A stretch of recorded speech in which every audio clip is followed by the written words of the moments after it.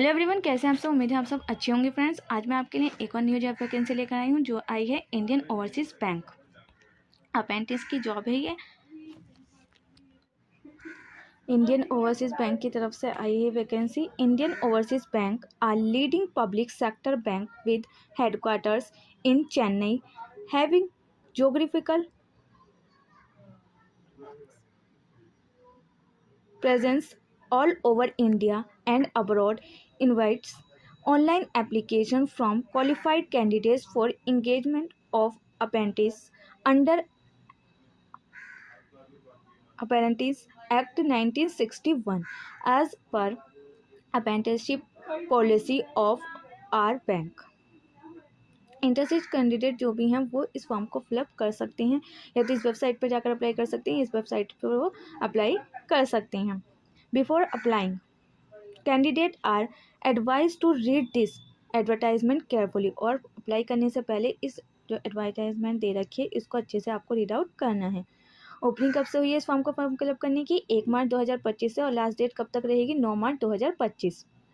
और fees payment जो आप कर सकते हैं वो कर सकते हैं 1 मार्च 2025 से लेकर 12 मार्च 2025 तक। और ऑनलाइन एग्जामिनेशन डेट जो है वो 16 मार्च की है। ठीक है, 16 मार्च का आपका एग्ज़ाम हो जाएगा। टेंटेटिव डेट है ये दे रखी है कि कौन कौन से स्टेट में कितनी सारी वैकेंसी हैं।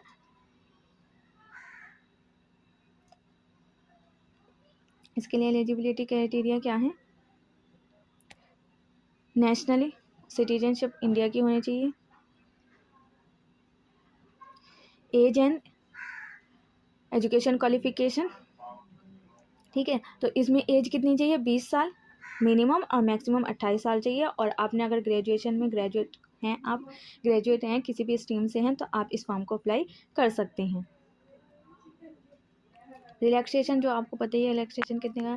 एससी जो होती हैं, एससी या एसटी जो हैं उनके लिए 5 साल का एज रिलैक्सेशन है। और अदर बैकग्राउंड क्लासेस जो हैं वो उनके लिए 3 साल का है। और person with benchmark disability as defined under the right of person with disability act 2016, तो उनके लिए 10 ईयर का एज रिलैक्सेशन है।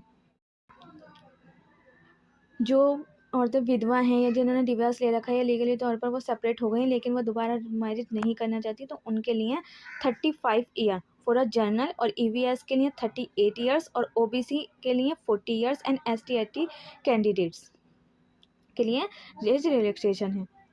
नोट है the relaxation in upper age limit of SC ST OBC candidate is allowed on cumulative basis with only one of the remaining categories for which age relaxation is permitted as mentioned above in point 3 and point 4।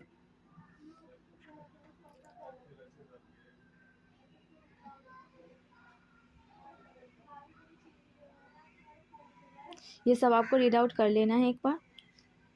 Okay,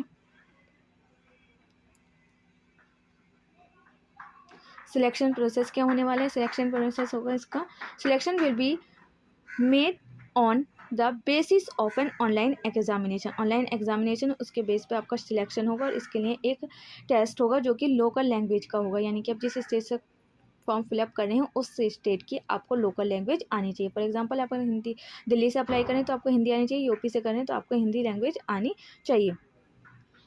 online written test होगा, इसका objective type के question होंगे जो कि आपका इसमें syllabus दे रखा है। क्या क्या आएगा? Journal and finance awareness, journal English, quantitative and reasoning aptitude, computer और सब्जेक्ट नॉलेज।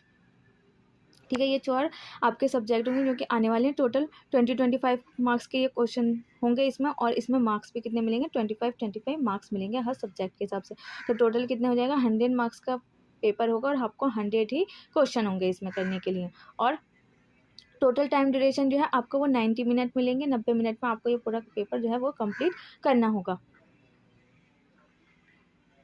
ठीक है, और इसमें आपको जो भी आपको डेट दी गई है किस तारीख को आपका एग्ज़ाम होने वाला है, उस दिन आपको अपना कैमरा, डेस्कटॉप, लैपटॉप या टैबलेट या स्मार्टफोन से आप इस एग्ज़ाम को दे सकते हैं। और आपके पास एक आईडी प्रूफ होना चाहिए, जो कि आपने फॉर्म फिलअप करते समय पे आपके पास आईडी प्रूफ था। आईडी प्रूफ होना चाहिए, जो भी आपने फॉर्म फिलअप करते टाइम पर यूज़ किया था उसी आईडी प्रूफ को आपके अपने पास रखना है। Candidate will be required to score a minimum percentage marks on aggregate as decide by the bank.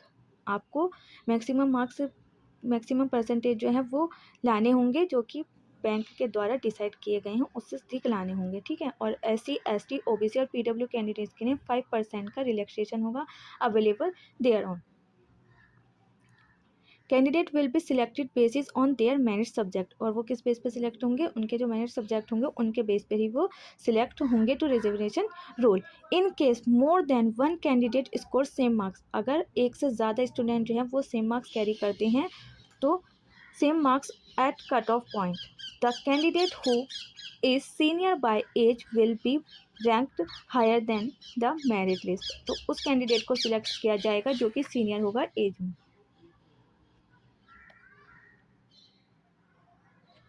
Test of local language का होगा, लोकल लैंग्वेज का आपका टेस्ट होगा। अगर आपने उसी स्टेट से फॉर्म फिलअप किया है जिस स्टेट की आपकी लोकल लैंग्वेज आती है तो आपको उसका फॉर्म फिलअप करने वो टेस्ट देने की ज़रूरत नहीं होती है, लोकल टेस्ट। एप्लीकेशन गाइडलाइंस ही रखिए।